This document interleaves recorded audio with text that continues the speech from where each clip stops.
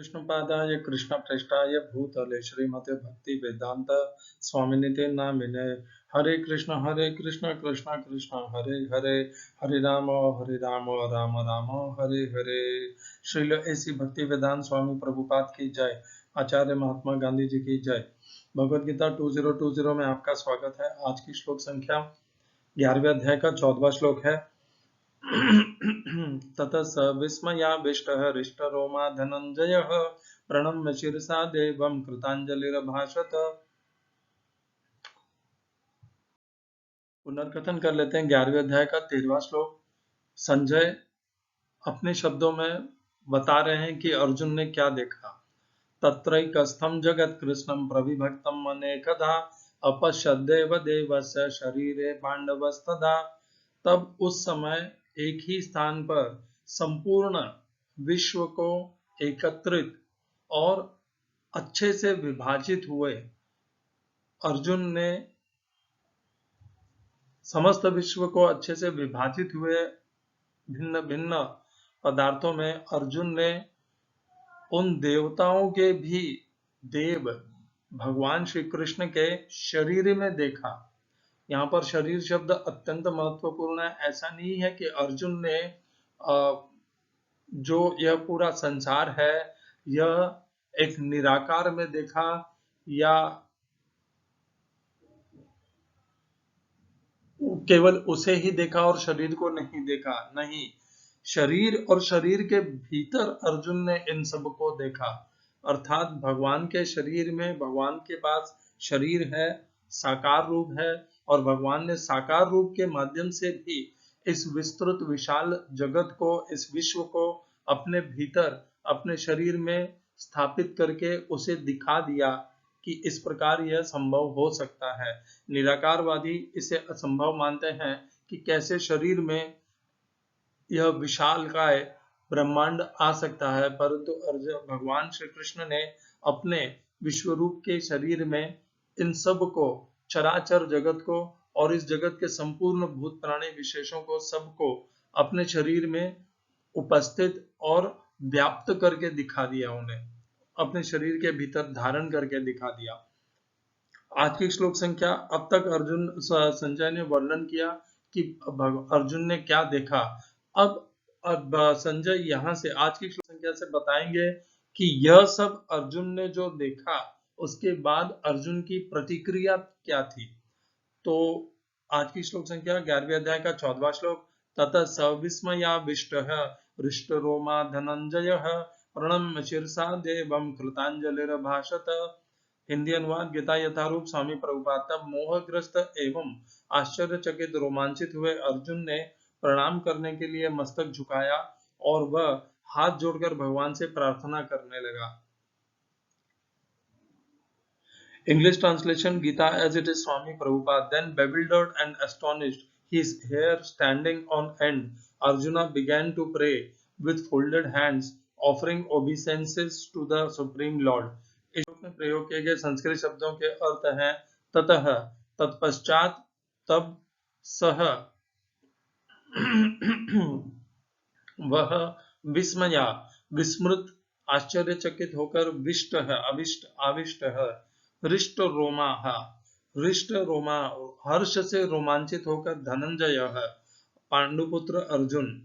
दूसरी पंक्ति, प्रणम्य, प्रणाम करके, शिरसा, सिर के बल अर्थात शास्त्रार्थ दंडवत, देवम, भगवान को, कृतांजलि ही,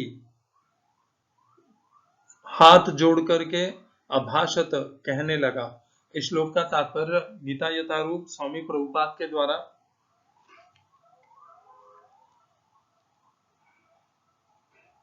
एक बार दिव्य दर्शन हुआ नहीं कि अर्जुन, कृष्ण तथा अर्जुन के पारस्परिक संबंध तुरंत बदल गए। अभी तक कृष्ण तथा अर्जुन में मैत्री संबंध था, किंतु दर्शन होते ही अर्जुन अत्यंत आदरपूर्वक प्रणाम कर रहा है और हाथ जोड़कर कृष्ण से प्रार्थना कर रहा है। वह उनके विश्वरूप की प्रशंसा कर रहा है। इस प्रकार अर्जुन का संबंध मित्रता का न रहकर आश्चर्य का बन जाता है। बड़े बड़े भक्त कृष्ण को समस्त संबंधों का आगार मानते हैं। शास्त्रों में 12 प्रकार के संबंधों का उल्लेख है और ये सब कृष्ण में निहित है। यह कहा जाता है कि दो जीवों के बीच, देवताओं के बीच या भगवान या तथा भक्त के बीच के पारस्परिक आदान प्रदान होने वाले संबंधों के सागर हैं। ओम अज्ञानतिमिरन्धस्य ज्ञानाञ्जनशलाकया चक्षुरुन्मीलितं येन तस्मै श्री गुरुवे नमः। ओम अज्ञानतिमिरन्धस्य ज्ञानाञ्जनशलाकया चक्षुरुन्मीलितं येन तस्मै श्री गुरुवे नमः। एकम शास्त्रम देवकी पुत्र गीतम एको देवो देवकी पुत्र एव एको मंत्रस्तस्य नामानि यानि कर्मापेकम तस्य देवस्य सेवा। हरे कृष्णा। अर्जुन का की प्रतिक्रिया, अर्जुन का अनुभव इस श्लोक में संजय के शब्दों में हमें जानने को मिलता है। ततः तत्पश्चात सह वह अर्थात अर्जुन विस्मय आविष्ट आश्चर्य से पूर्णतया सराबोर होकर के, पूर्णतया आश्चर्य से भर करके।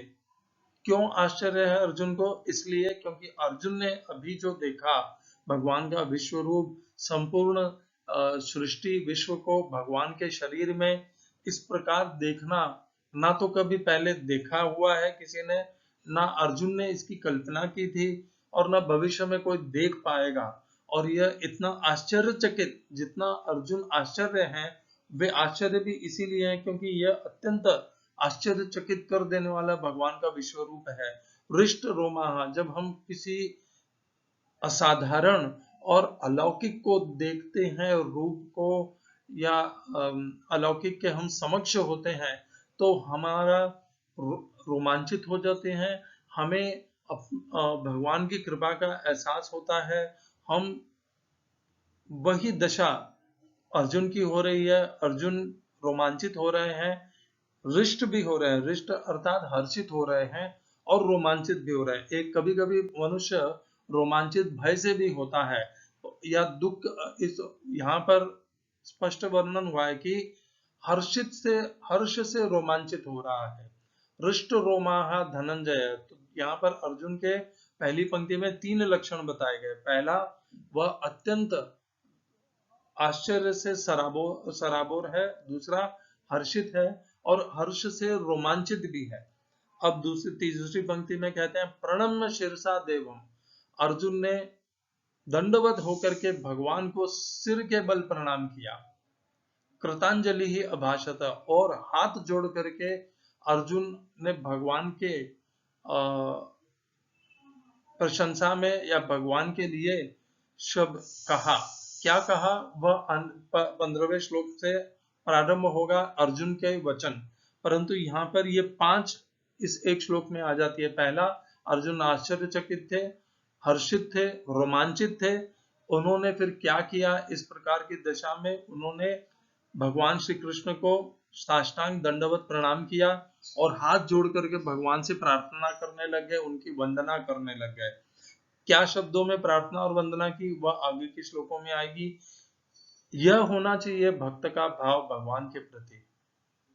जब भगवान दर्शन दें तो इस प्रकार भक्त का भगवान को के स्वरूप को, रूप को देख करके इस प्रकार भक्त को व्यवहार करना चाहिए। और हम हैं कि हम भी इस रूप की कल्पना कर पा रहे हैं, चिंतन कर पा रहे हैं, परंतु हम तो यह भी स्वीकार नहीं करेंगे। ऐसे बहुत से योगी महापुरुष महात्मा हैं जो भगवत गीता का अध्ययन करने के पश्चात भी यह स्वीकार नहीं कर पाते कि भगवान श्री कृष्ण ही पूर्ण पुरुषोत्तम साक्षात योगेश्वर हैं, ईश्वर हैं, समस्त भूत प्राणियों के इस सृष्टि के। वे इतना भी स्वीकार नहीं कर पाते, तो जब स्वीकार ही नहीं कर पाएंगे तो उनकी भगवान के प्रति समर्पण, श्रद्धा, विश्वास कैसे होगा? वह हो ही नहीं पाएगा। अर्जुन ने भगवान को साष्टांग होकर के दंडवत किया, प्रणाम किया। इससे अर्जुन ने अपने आप को भगवान के प्रति समर्पित कर दिया। अर्जुन ने श्री कृष्ण को भगवान श्री कृष्ण ईश्वर समझ करके स्वीकार कर लिया। यह इससे पता चलता है।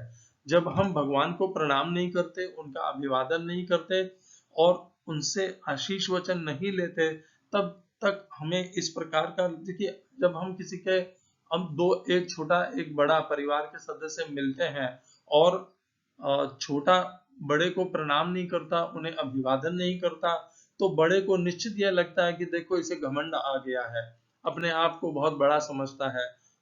तो इसी प्रकार जब कोई भक्त भगवान को प्रणाम नहीं करता, उनसे मिल करके जब भी वह उन्हें मिलता है, वह मंदिर में जाता है, भगवान के दर्शन करता है और उन्हें प्रणाम नहीं करता, और धूर्तता पूर्वक, मूर्खता पूर्वक भगवान ऐसे खड़े खड़े होकर के हाथ जोड़ता है, दंडवत होकर प्रणाम नहीं करता, तब तक उसका समर्पण और श्रद्धा कितनी है यह इसी से पता चल जाता है उसके भीतर।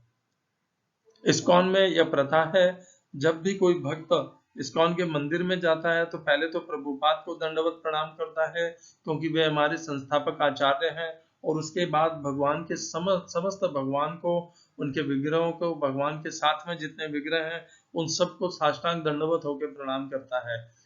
इस प्रकार भक्त विनम्र होता है और समर्पित रहता है, वह भगवान को अपना कारण, समस्त कारणों का कारण और अपना तथा इस संसार का नियंत्रक इस प्रकार मान करके उन्हें प्रणाम करता है, उनके प्रति समर्पित करता है। इस प्रकार का भक्ति में भाव, विनम्रता अत्यंत आवश्यक है प्रगति करने के लिए। यदि कोई कितना भी धनी हो, यदि वह झुक नहीं सकता, भगवान से आशीर्वाद कहाँ से मिलेगा उसे? वो झुकेगा ही नहीं तो भगवान का आशीर्वाद कैसे पाएगा? हरे कृष्णा।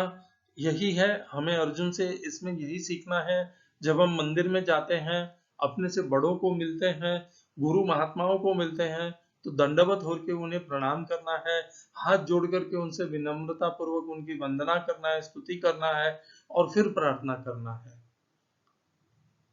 तद्विद्धि प्रणिपातेन परिप्रश्नेन सेवया उपदेक्षन्ति ते ज्ञानम ज्ञानिनस्तत्त्वदर्शिनः। चौथे अध्याय का 34वां श्लोक। हरे कृष्णा।